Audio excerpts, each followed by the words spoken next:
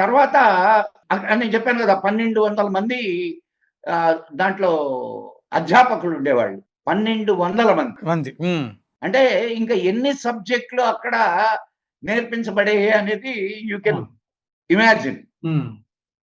మామూలుగా మనకేం చెప్తూ ఉంటారంటే నలంద, తక్షశిల ఈ 2-3 విశ్వవిద్యాలయాలు.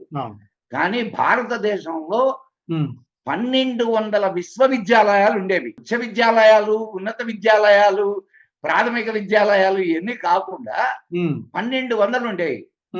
ఈనాడు కూడా ఇంత అభివృద్ధి చెందాం మనం, ఇంత జనాభా పెరిగింది. అప్పుడు మాక్సిమం అంటే 30 కోట్ల జనాభా ఉండేది. 25 నుంచి 30 కోట్ల జనాభా ఉండేది. భారతదేశం మొత్తం మీద 30 కోట్ల జనాభా ఉంటే వాళ్ళకు 1200 విశ్వవిద్యాలయాలు, యూనివర్సిటీస్ మనకి ఎన్ని ఉండాలి?